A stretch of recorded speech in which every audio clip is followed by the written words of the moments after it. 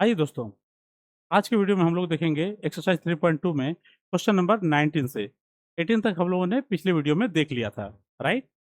आइए, question number 19 थोड़ा सा बड़ा है, इसलिए लिखने से कहीं ज़्यादा अच्छा है कि हम लोग क्या करें, उसको खुद पढ़ ले। ठीक है। कह रहा है बाबू, a trust fund has 30,000 that must be invested. ठीक है, एक कह रहा है एक ट्रस्ट फंड है जिसके पास कितना रुपया है बाबू, 30,000 है। कितना है बाबू, 30,000, जिसको वो इन्वेस्ट करना चाहता है। क्या करना चाहता है, इन्वेस्ट करना चाहता है। ठीक है।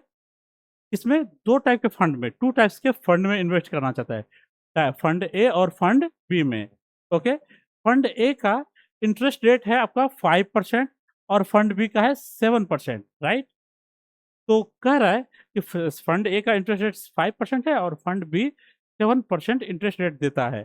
तो ये जो ट्रस्ट है वो अपने पैसे जो 30,000 रुपीज है उसको फंड ए और फंड बी में किस रेशियो में लगाए, जिससे पहले केस में 1800 का इंटरेस्ट आ जाए और दूसरे वाले केस में क्या क्या रहा है, 20,000 का इंटरेस्ट आए। राइट।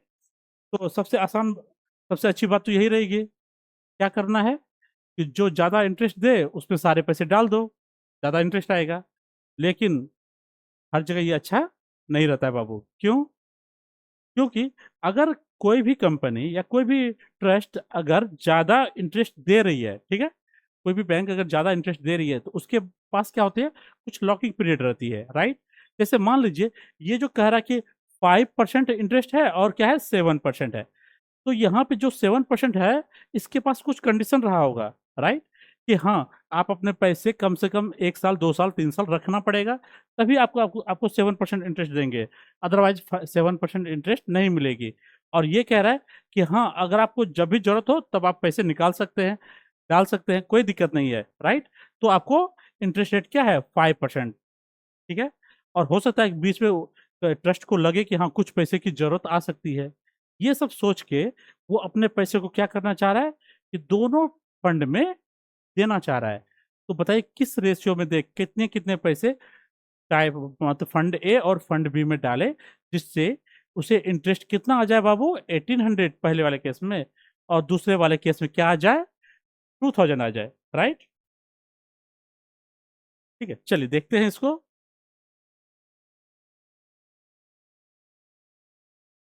ठीक है। देखिए बाबू, तो करना क्या है, जैसे कह रहा है इसको, लेकिन ये जो सवाल है कह रहा है कि आप किस मेथड से यूज कीजिए, मैट्रिक्स मेथड। कौन सा बाबू, मैट्रिक्स, क्योंकि मैट्रिक्स चल रही है। तो सबसे पहले कह रहा है 30,000 रुपीज है। कितना है बाबू, 30,000 रुपीज है। इसी को डिवाइड करके इन्वेस्ट करना चाहता है फंड ए में और किस में, फंड बी में। फंड ए का रेट ऑफ इंटरेस्ट क्या है बाबू, R1 है आपका, 5% है। ठीक है। R1 का क्या है, 5%। और इसका क्या है, 7% है। ठीक है। इसमें मान लेते हैं, लेट कितना अमाउंट है बाबू, रुपीज एक्स इन्वेस्ट कर रहा है। कितना इन्वेस्ट कर रहा है, एक्स। और इसमें मान लेते हैं क्या, लेट जब ये एक्स हो गया तो इसमें क्या होगा, रुपीज 30,000 माइनस एक्स, इतना रुपया इन्वेस्ट करेगा। दोनों के लिए टाइम क्या है बाबू, 1 ईयर। क्या है बाबू, टाइम कितना है, 1 ईयर। ठीक है बाबू साहब, 1 ईयर के लिए इन्वेस्ट कर रहा है। तो कह रहा है बताइए इंटरेस्ट क्या होगा। तो लिखेंगे अकॉर्डिंग टू क्वेश्चन। ठीक है। देखिए इसका रूल है कि जो आपका प्रिंसिपल है उसको रो वाइज लिखिए, और जो रेट और टाइम का प्रोडक्ट है उसको कॉलम वाइज लिखिए मैट्रिक्स में। तो यहाँ क्या हो जाएगा बाबू साहब, एक्स हो जाएगा, और ये हो जाएगा आपका 30,000 माइनस एक्स। ये कौन सा मैट्रिक्स हो गया, रो मैट्रिक्स। और प्रोडक्ट ऑफ रेट और टाइम का क्या लिखेंगे बाबू, ये 5% है ना, इसको लिखिए 0.05। ठीक है। और 7% को क्या लिखेंगे, 0.07। और इसको 1 से मल्टीप्लाई करेंगे तो सेम रह जाएगा। तो ये हो जाएगा 0.05 और ये 0.07, ताकि मल्टीप्लाई करने में दिक्कत ना आए। ठीक है। तो पहले केस में क्या कह रहा है बाबू, कितना इंटरेस्ट है, 1800, तो यहाँ लिख दीजिए 1800। राइट। तो जब सॉल्व करेंगे तो क्या हो जाएगा बाबू, x को मल्टीप्लाई कीजिए, x मल्टीप्लाई 0.05 प्लस क्या है 0.07 मल्टीप्लाई 30,000 माइनस एक्स। ओके, और ये आपका क्या है 1800 है। जैसे इसको मल्टीप्लाई करेंगे तो ये हो जाएगा 0.05x 5x प्लस 0.07 को जब 30,000 से मल्टीप्लाई करेंगे तो क्या होगा, ये 2100 हो जाएगा। ये हो जाएगा माइनस 0.07x, आपका कितना है 1800 है, राइट। इसको जब सॉल्व करेंगे तो ये हो जाएगा 2100 माइनस क्या हो जाएगा बाबू, देखिए 0.05x है माइनस 0.07x है, तो क्या हो जाएगा बाबू माइनस 0.02x, आपका क्या हो जाएगा ये 1800। इसको राइट साइड लीजिए और 18 को इधर लेते आइए, 21 माइनस 18, ये क्या हो जाएगा बाबू साहब 0.02x हो जाएगा।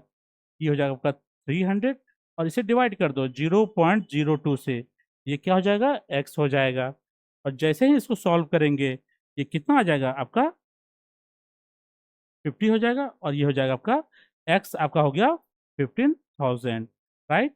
तो बताइए ये हो जाएगा फर्स्ट पार्ट में, किसमें, फर्स्ट बॉन्ड में।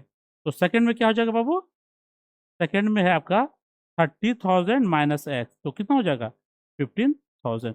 कहने का मतलब दोनों बॉन्ड में क्या है 15,000 इन्वेस्ट करेगा। इस वाले केस में, केस वन में, जिसमें उसको 1800 का इंटरेस्ट आ रहा है, राइट। ठीक है, चलिए यहाँ तो एच नोट कर लीजिए।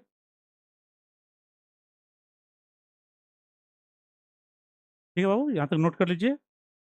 इसके बाद देखिए सेकेंड वाले केस में क्या कह रहा है, कितना उसको चाहिए इंटरेस्ट। ठीक है, उसको इंटरेस्ट कितना चाहिए बाबू 2000 चाहिए, क्या चाहिए 2000। जैसे ही सेकेंड वाला केस हम लोग सॉल्व करेंगे तो करना क्या है, तो कुछ नहीं करना है बाबू। तो ये जो है ना 1800 हटा के आपको क्या लिखना है बाबू, क्या लिखना है 1800 हटा के 2000 लिखना है बाबू।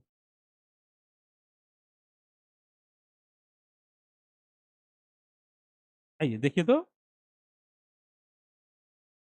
सेम इसी तरह से जब सेकेंड वाला केस सॉल्व करेंगे तो क्या लिखना है यहाँ पे, आपको इंटरेस्ट कितना मिल रहा है 2000, तो ये क्या हो जाएगा बाबू 2000 हो जाएगा। सेम इसी तरह से ये आएगा आपका, और यहाँ लिखेंगे 2000, और ये हो जाएगा आपका 2000 माइनस कितना करना है 2000, ये क्या हो जाएगा बाबू 100 हो जाएगा, और डिवाइड करेंगे 0.02 से, ये हो जाएगा x। जब डेसिमल हटाएंगे तो ऊपर क्या होगा 100 होगा, 2 से 50, देयर फोर एक्स आपका कितना हो जाएगा बाबू 5000, कितना हो जाएगा 5000। तो ये हो जाएगा फर्स्ट बॉन्ड में, किसमें बाबू फर्स्ट बॉन्ड में। तो सेकंड वाले में कितना करेंगे 30,000 में माइनस कर दीजिए, माइनस एक्स बराबर हो जाएगा 25,000। मतलब पहले वाले में 5,000 और दूसरे में 25,000 रखना पड़ेगा, कब, जब उसको इंटरेस्ट चाहिए 2000। ठीक है बाबू साहब, चलिए इसको नोट कर लीजिए अच्छे से।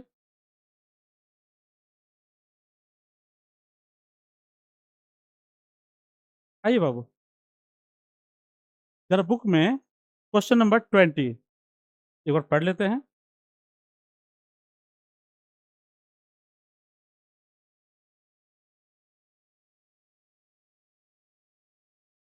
देखो क्या कह रहा है, क्वेश्चन नंबर 20 में कह रहा है the book shop of a particular school has 10 dozens chemistry book, 8 dozens physics book and 10 dozen economics book है। ठीक है, कह रहा कोई दुकानदार है, वो अपनी दुकान कहाँ पे रखा है, किताब वाला स्कूल के पास रखा है, या स्कूल से उसका टाइप है। तो कह रहा है कि उसके पास जो है ना, क्या है बाबू 10 दर्जन 10 डजन केमिस्ट्री की बुक है, 8 डजन फिजिक्स की बुक है, और फिर 10 डजन इकोनॉमिक्स की बुक है।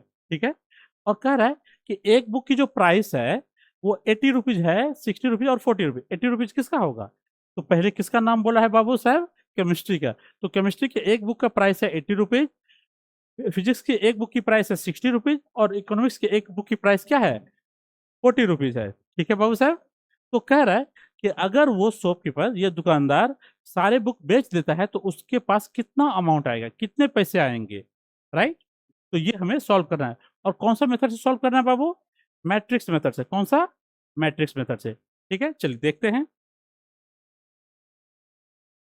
ठीक है, देखिए।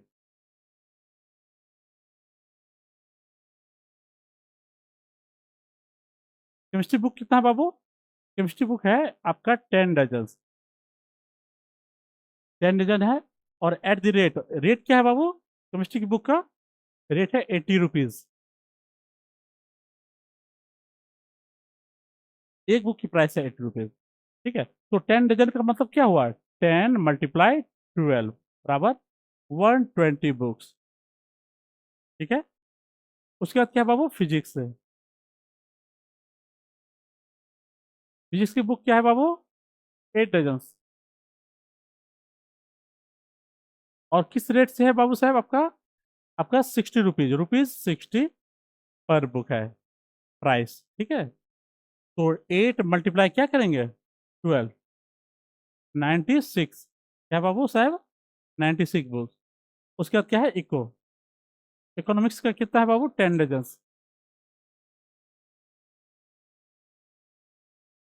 और किस रेट से है? ₹40 पर बुक है।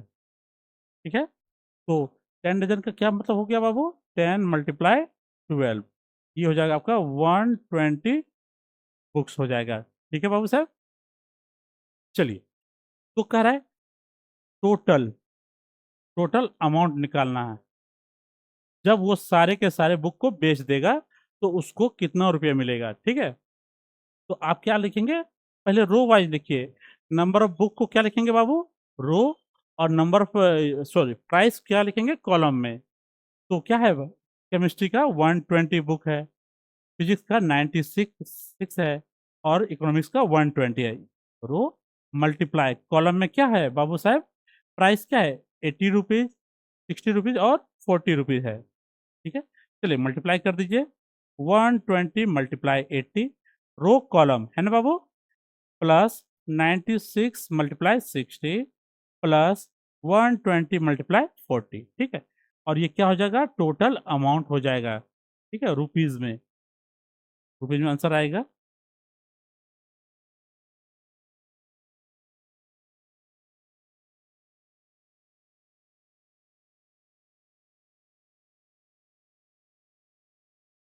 ठीक है, तो ये फाइनल प्राइस क्या हो जाएगा बोलिए तो? 6 है, ये 8,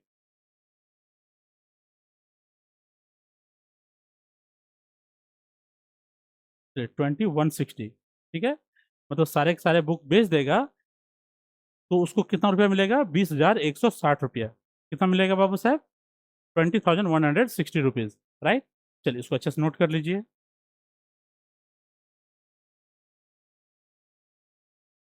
आइए, अब लास्ट में दो ऑब्जेक्टिव है, इसको ध्यान से देखते हैं। ठीक है बाबू साहब, क्या कह रहा है? जरा एक बार अच्छे से देख लीजिए बुक को, क्वेश्चन को।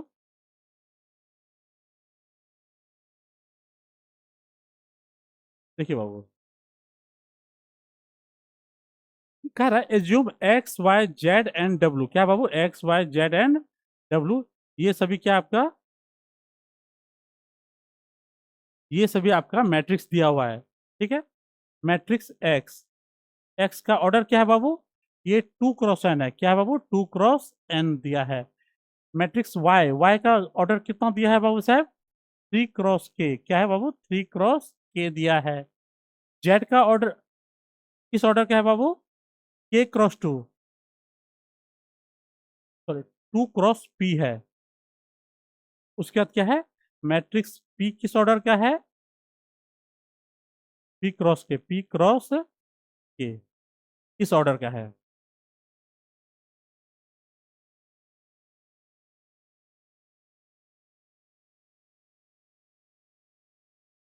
एक, 2 × p। ठीक है, सॉरी सॉरी।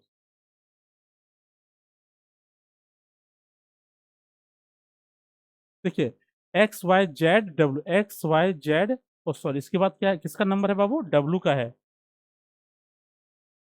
देखिए जेड के बाद किसका नाम दिया है, डब्लू का, और इसका ऑर्डर क्या है बाबू, ये हो जाएगा आपका एन क्रॉस थ्री का। क्या है बाबू, एन क्रॉस थ्री है, फर्स्ट सेकेंड थर्ड, और ये फोर्थ हो गया एन क्रॉस थ्री। और उसके बाद लास्ट में किसका नाम दिया है, मैट्रिक्स पी, ये क्या है आपका पी क्रॉस के है। ठीक है बाबू साहब, सबका ऑर्डर अच्छे से ध्यान से देखिए, राइट। अब कह रहा है क्वेश्चन नंबर 21 में, क्या कह रहा है बाबू, 21 में कह रहा है the distribution of N K and P so that N K and P so that, कह रहा है P Y plus W Y. ठीक है, तो कह रहा है कि मैट्रिक्स पी वाई, पी को वाई से मल्टीप्लाई कर रहे हैं प्लस डब्ल्यू को वाई से मल्टीप्लाई कर रहे हैं, तो दिए गए ऑप्शन में कौन सा ऑप्शन सही है। ठीक है, तो चलिए देखते हैं। मैट्रिक्स पी का ऑर्डर क्या है बाबू, ये आपका पी क्रॉस ए है। फिर क्या है, मैट्रिक्स वाई का क्या ऑर्डर बाबू, थ्री क्रॉस के, ओके, प्लस डब्ल्यू का ऑर्डर क्या है बाबू, एन क्रॉस थ्री का है। उसके बाद वाई क्या है बाबू, थ्री क्रॉस के, राइट। देखिए बाबू, हम जानते हैं कि जब भी मैट्रिक्स को मल्टीप्लाई करते हैं तो इसके लिए एक कंडीशन है, और वो कंडीशन क्या है, तो पहले वाले मैट्रिक्स का नंबर ऑफ कॉलम दूसरे वाले के नंबर ऑफ रो के बराबर होना चाहिए। ठीक है, अगर ऐसा नहीं होगा तो मैट्रिक्स में मल्टीप्लाई नहीं हो पाएगा, राइट। तो इस तरह से हमारा के क्या आ गया बाबू साहब, थ्री। अगर के थ्री है तभी जाकर ये सवाल सही है, अदरवाइज ये सवाल ही क्या है, गलत है, राइट। तो आपको क्या लिखना पड़ेगा, के आपका थ्री है। और यहाँ पे देखिए थ्री और थ्री इक्वल है ना, ये तो सही दिया है। तो जैसे ये इक्वल हो गया तो आपका क्या होना चाहिए बाबू, ऑर्डर क्या होगा, पी क्रॉस के हो जाएगा, प्लस यहाँ क्या हो जाएगा, एन क्रॉस के हो जाएगा, राइट। तो ये अब कर रहा है, दोनों को ऐड करना है। क्या करना है बाबू, दोनों को ऐड करना। और ऐड कब होता है, जब सेम ऑर्डर का हो। जब क्या हो बाबू, सेम ऑर्डर, इसका मतलब नंबर ऑफ रो और नंबर ऑफ कॉलम क्या होना चाहिए, इक्वल होना चाहिए। तो कहने का मतलब पी और एन इक्वल होना चाहिए, के बराबर है, तो देयरफॉर क्या होना चाहिए बाबू, पी इक्वल होना चाहिए एन के। जरा देखिए ये दोनों ऑप्शन किस में है, के आपका थ्री है और पी आपका एन है, तो ऑप्शन नंबर क्या हो जाएगा, ए हो जाएगा। क्या होगा बाबू साहब, ए हो जाएगा ऑप्शन।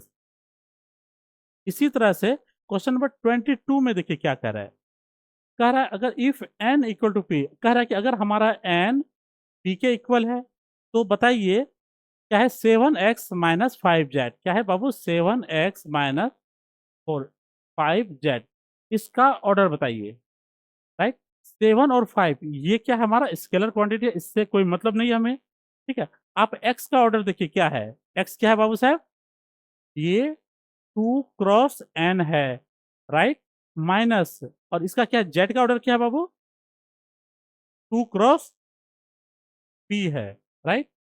तो 2 क्रॉस n और 2 क्रॉस p है, राइट। तो यहाँ देखिए टू टू के इक्वल है, तो n किसके बराबर होना चाहिए बाबू साहब, n आपका p के इक्वल होना चाहिए। n किसके बराबर होना चाहिए, p के इक्वल होना चाहिए। देयरफॉर ऑर्डर क्या हो सकता है, ऑर्डर हो जाएगा या तो 2 क्रॉस n लिखिए या 2 क्रॉस p लिखिए। क्या लिखेंगे बाबू, या तो आप लिखेंगे 2 क्रॉस n, या क्या लिखेंगे बाबू, 2 क्रॉस n लिखेंगे या 2 क्रॉस p। 2 क्रॉस p तो नहीं है, तो ऑप्शन क्या हो जाएगा, p हो जाएगा। ठीक है, चलिए इस तरह से हमारा क्या हुआ, एक्सरसाइज 3.2 कंप्लीट होता है। नेक्स्ट वीडियो में हम लोग देखेंगे एक्सरसाइज 3.3 का। ओके, पहले थ्योरी देख लेंगे, उसके बाद सवाल देखेंगे, राइट। चलिए, और अगर हाँ वीडियो अगर अच्छा लगे तो थोड़ा सा वो आपको मालूम है क्या करना है, क्या करना है, लाइक करना है, शेयर करना है और सब्सक्राइब करना है। ठीक है, ओके, थैंक यू।